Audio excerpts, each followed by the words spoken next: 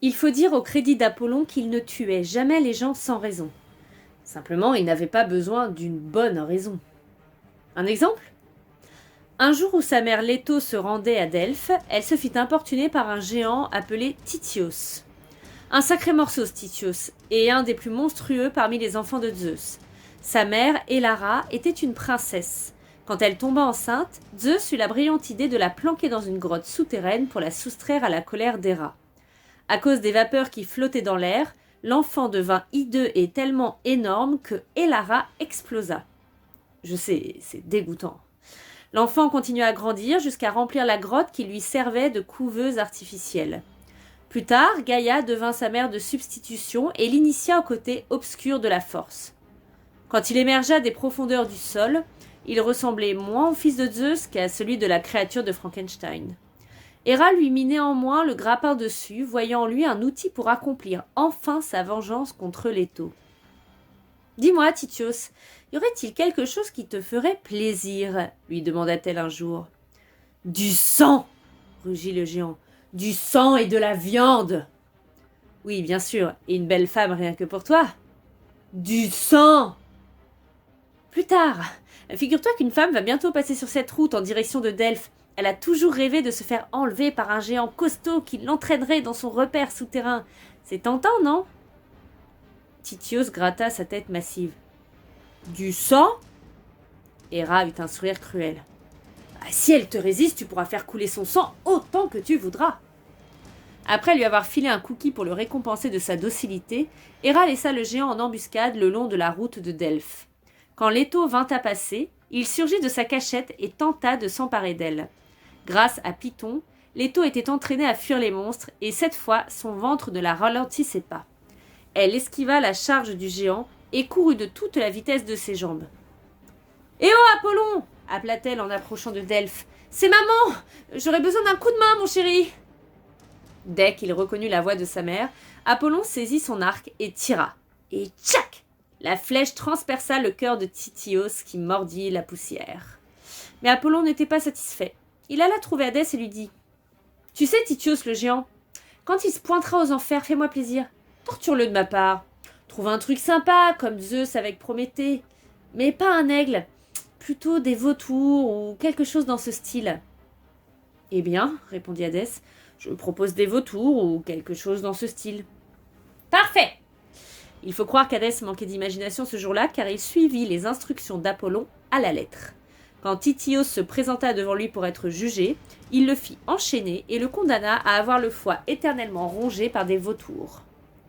Une autre fois, Apollon vengea une insulte en commettant un meurtre de masse.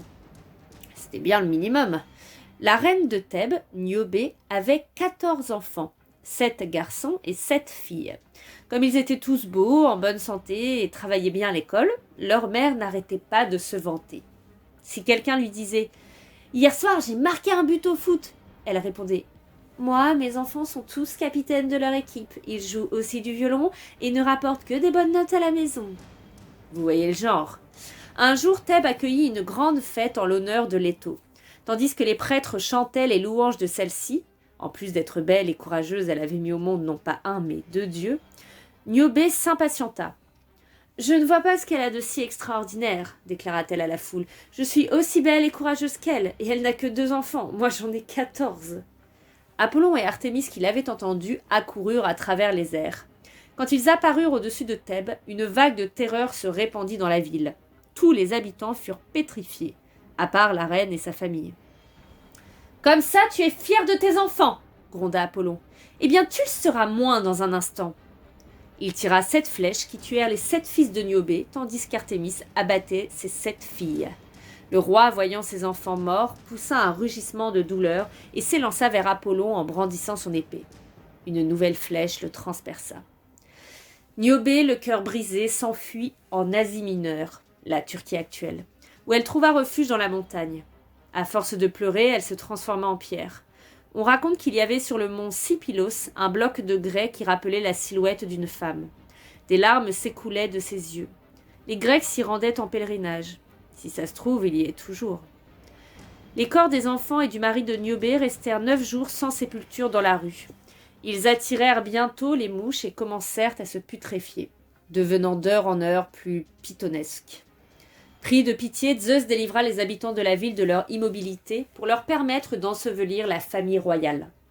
Personne à Thèbes n'osa plus jamais dire du mal de Leto, mais je peux vous assurer qu'Apollon et Artémis n'y étaient pas les bienvenus. Apollon n'était jamais à court d'idées quand il s'agissait de punir une offense. Un satyre, Marsyas, en fit la cruelle expérience. Marsyas vivait en Phrygie, une région d'Asie mineure, non loin de l'endroit où Niobé s'était transformé en pierre. Un jour où il flânait le long d'une rivière, il aperçut un instrument étrange dans l'herbe. La première flûte, fabriquée par Athéna. Si vous vous rappelez, celle-ci l'avait jetée, vexée que les autres déesses se soient moquées d'elle, et elle avait menacé quiconque oserait en jouer d'un sort funeste.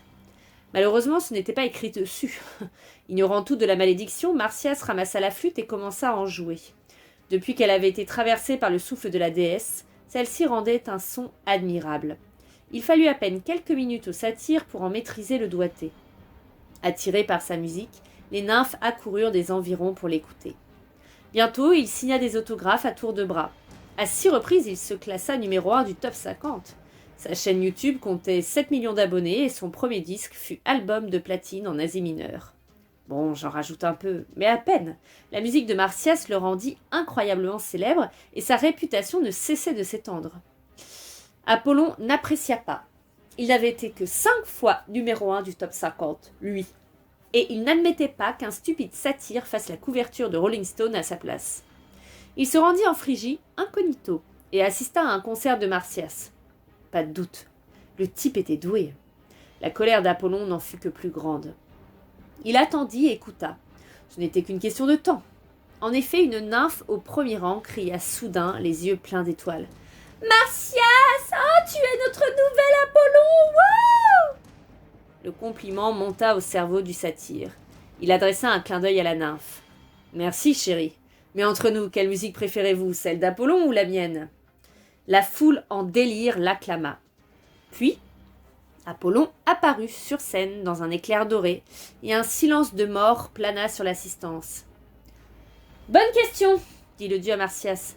Dois-je la prendre comme un défi ? Seigneur Apollon, je ne voulais pas. Soit, allez, j'accepte, poursuivit Apollon avec un grand sourire. Laissons le public décider qui de nous deux est le meilleur. Mais pour rendre le spectacle plus intéressant, le vainqueur pourra faire tout ce qu'il voudra du perdant.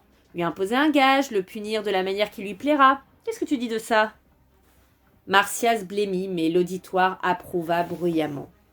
C'est marrant comment un concert pacifique peut rapidement virer à l'exécution publique. Marsyas n'avait pas le choix. Il joua de son mieux. Sa musique fit naître des larmes dans les yeux des nymphes. Les satyres se mirent à agiter des torches en bêlant comme des chevreaux. Apollon lui succéda avec une chanson accompagnée à la lyre. Sa prestation s'acheva par un solo d'enfer. Plusieurs spectatrices s'évanouirent au premier rang tandis qu'une clameur enthousiaste montait de la foule.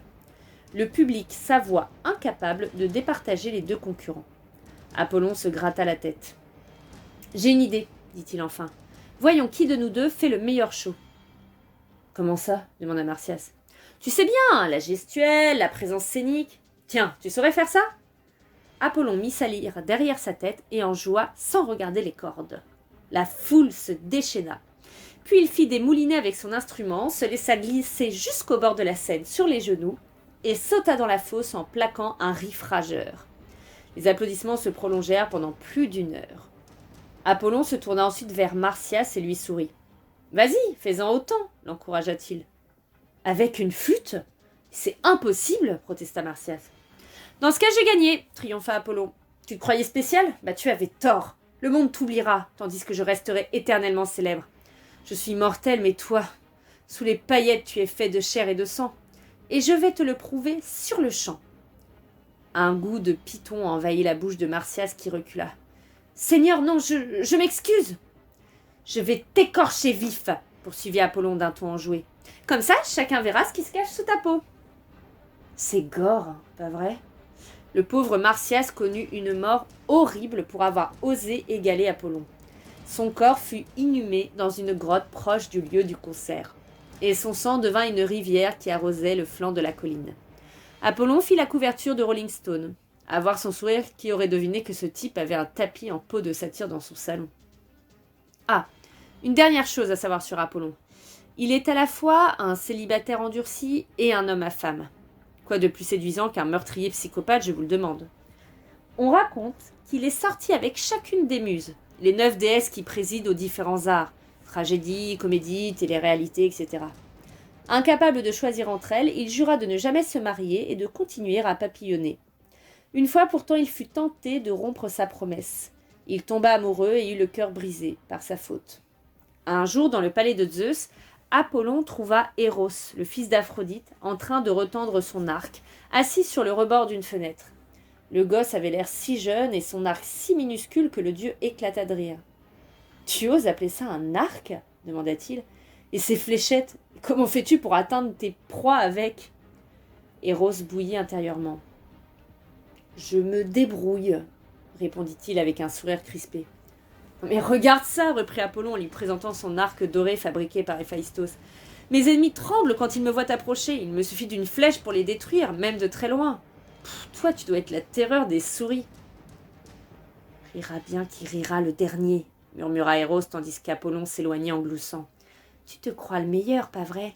Eh bien, attends-toi à une surprise. » Le lendemain, Apollon se promenait le long d'une rivière de Thessalie en jouant de la lyre quand Eros le surprit et lui transperça le cœur d'une flèche. Par hasard, une naïade se baignait à proximité. Daphné était la fille de l'esprit de la rivière. Comme la plupart de ses semblables, elle était très belle. Mais quand Apollon l'aperçut, il la trouva encore plus séduisante qu'Aphrodite. En comparaison, toutes les femmes qu'il avait connues lui semblaient des cajots.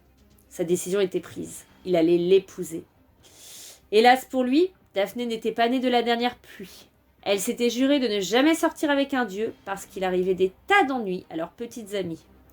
Pas à toutes, bien sûr, mais à 99,99% d'entre elles. Apollon l'aborda. « Salut, tu t'appelles comment ?»